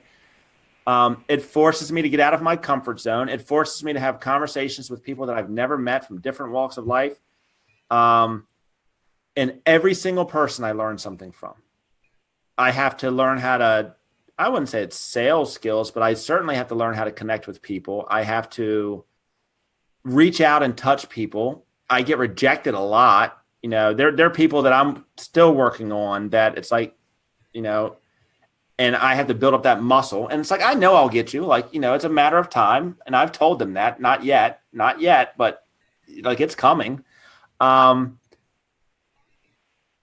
I wish that everybody could, because you, like you said, I've learned so much from and met so many cool people. Like, and that's awesome. Yeah, it's invaluable. My voice is shot. I apologize, Andrew. You're good. So how? And I don't. I mean, going on 2 hours, and you're going to be dead to talk tomorrow. How do people reach out to you? Like, how do we find you? If they have questions, are you open to fielding questions, et cetera, et cetera? They'll be on the Facebook thread. But how do we reach out to you? How do we build a relationship with you? First and foremost, my email, I'm just going to throw it out there. And people can just Facebook friend me. I think I'm actually the first comment on the podcast there just because I wanted to rock it out, you know? Yeah.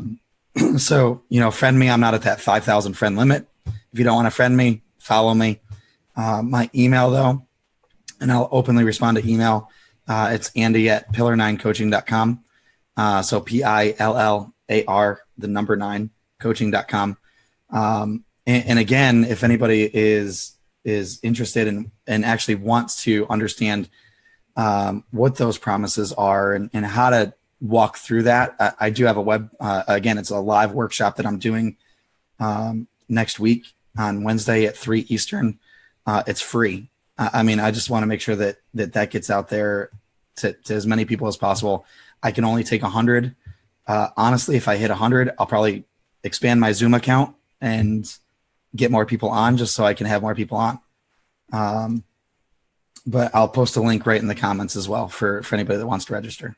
Awesome. And thank you. I mean, especially with the computer glitches and it sounds like you can barely talk now. Thank you for just freely giving of your time and just adding value to everybody. And I appreciate you for doing that.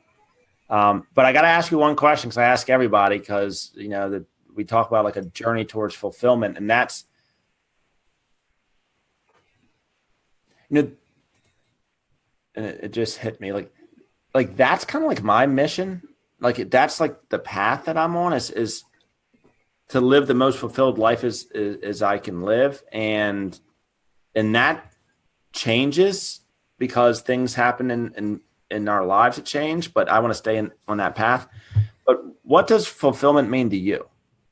Like if you're to say, okay, if you had to define that, like what does that mean for you? Great question. I think for me, I think it's simply leaving a profit. if I'm going to boil it down into one thing, it would be leaving a profit.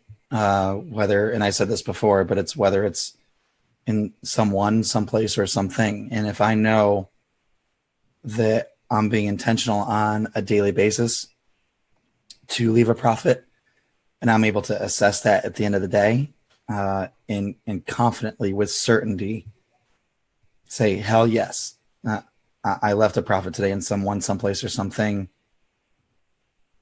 that's being fulfilled.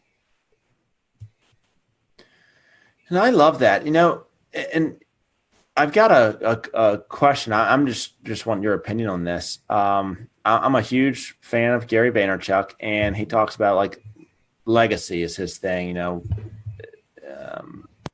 and he also mentions that 30, 40 years from now, he may be leaving a lot of money on the table because he's just trying to. Do you ever find that sometimes you make decisions personally, business-wise, and it's like, I don't know what the outcome of that is. I just know that it feels right and I'm doing the right thing. So what do you call that? That whatever that action is, and I don't know what that action is. I mean, some people call it emotional intelligence. You're basically following your passion. It's like that gut feeling, right? Like I don't think there's a specific scientific term for it. But that feeling is that intuition. It's almost like if I were to put science behind it, it would be your subconscious forcing you that way and basically creating emotion or creating certain physiological changes in you to say that's the right thing to do. Like the hair stands up on your arms, right? Like that's what happened when I said that I'm gonna write a book. I was like, okay, cool. I get like that tingly, warm sensation, but that's like my subconscious basically forming that physiological reaction. But that's to answer your question. Yeah. I make those decisions like every day. Yeah. And it's weird because when I find that sometimes I make those decisions and sometimes I look back and I'm like people will judge you for that. Like, well, that wasn't really smart business. And I'm like, not everything is smart business sometimes. If you analyze it purely from a business motive, like profit, loss, dollars and cents, I think I made a lot of decisions that some people say that's not good business, but it turned into being great business.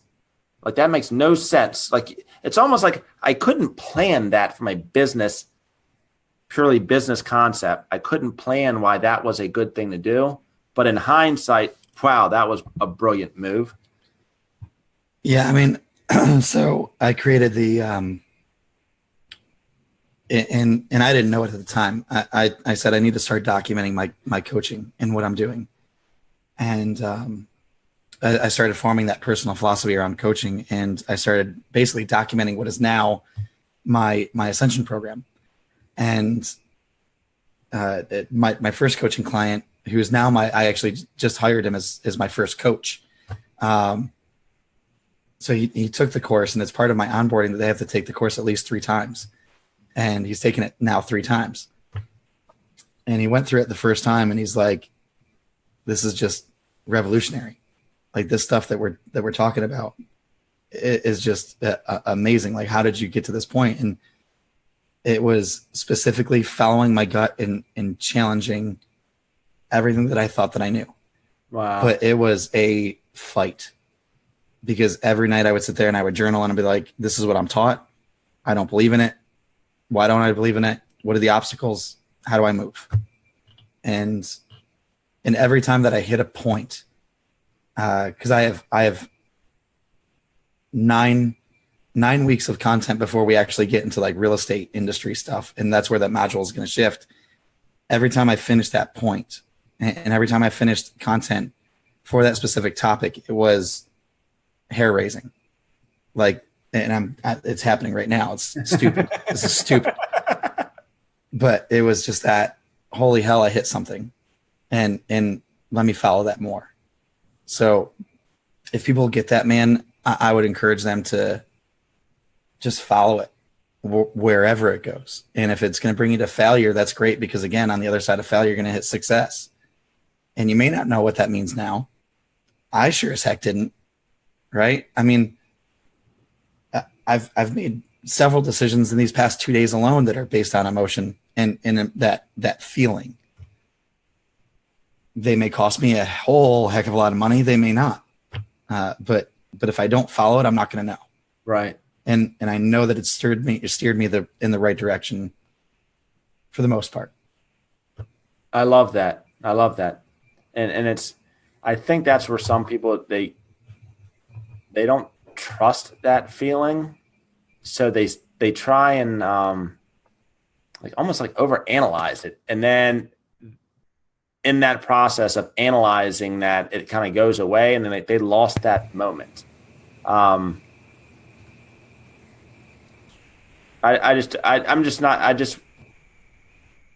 rambling now, Andrew, so I apologize.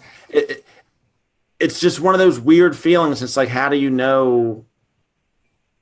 Like, I'm pretty clear, and I trust my gut. I trust my instinct, because it's either going to lead to the right thing, or I'm going to learn something in the process. So I'm okay with that. And I have a really strong faith that what's supposed to happen is going to happen, and I'm supposed to follow it. But there are some people that don't have that kind of intuition. So it's like, how do you, and they get paralyzed by like, oh, what does this mean? What do I do? Yeah. And they put more of the logic, and they tie logic to emotion. So what I would encourage them to do is write it down, because as soon as you write it down, you take the emotion out of it, and it becomes very, very objective. And that decision goes from any sort of feeling now to being just what the opportunity is. Like, I can't tell you, in the back of my journals, I actually track. So this was something where opportunities would come, and I would lose them, just because I had no way of a personal system to actually get to it. So now I every single opportunity that comes my way, book, podcast, group coaching, hybrid coaching, trajectory program, whatever, I write everything down in the back of my journal. And every Sunday night, I prioritize what opportunities I want to pursue. So at that point, I've removed the emotion out of it. It's become just an objective decision at that point. So if people are having trouble just following that gut, then write it down first, and then truly take the emotion out of it. Get the logic, and use that logic side of it, so that you can make an accurate decision. But what I would also encourage them to do is understand yourself, and understand what limiting beliefs you're telling yourself as you're working through that opportunity. I love that. And I think that's the other cool thing about journaling is if you journal and write stuff down, and I do it in spiral binders. I have stacks of spiral binders. Mine have gold pages. Yeah. You'll see patterns. And it's one thing to say, okay, I think I've been here before. It's another thing to be able to look back and, holy crap, like this, every time this happens, I get this weird feeling, and I write this down, like, whoa, like the signs are all there. And now it's not emotional. It's like, wow, I can connect those dots. And with clarity, going through like your course, the more clarity you have, it's almost like you're able to start connecting dots looking forward instead of just connecting them looking backwards. It's like you're just, and maybe it's the reticular active. Maybe you become so in tune with your reticular activating that you actually trust it. Like, yep, that's it. That's the person I need to meet. Things are just lining up in this sequence, and you know it's going to happen, which is kind of weird. Yeah. So I told Jonathan Kirk, I think it was July, and Jonathan is a coaching client of mine, and he was my first client, and he actually just joined us. So, I was like, listen, dude, there's going to be a tidal wave. Like, it's just going to open. And it was after I was invited to sit here with you, and other podcasts started opening up, and other interviews started opening up. And then It was, do I want to start a podcast? Yep. Let's go. And when do I launch? How do I launch? And what those opportunities were. And at the same time, I was presented with an opportunity for another group coaching program. And it was just, again, that tidal wave. And I told him, I was like, listen, this is it's just the ripple. Just watch. And every decision that I've made since then has been that emotional reticular activator. Like, here's this, let's go. So yeah, and that's where it becomes, sometimes it can become kind of like, whoa, am I crazy or am I brilliant? And there's a fine line between the two. We just moved into new offices, and it's weird. Like, I'm building a podcast studio to the tune where I will probably spend more money. I will probably invest more money in building out my podcast studio than I've invested in some other business ideas that I have. But my podcast produces no revenue. But yeah. I just know that, okay, this is what I'm going to do. Think about the impact that you have with this, right? Like, I'm sitting here on a blue Yeti, and a $60 Logitech camera, but I have an office that I'm building out so that I can expand, get a nice backdrop so you're not seeing my other desk chair and my fireplace and whatever else. But that's, basically I'm looking at a $3,000 office onto my house so that I can start to expand something that I don't make any money on. Right. I'm like, this is insane. And meanwhile, my wife is like, yeah, you need to finish that up so that I don't have to take the kids out every time that you're going to do a podcast.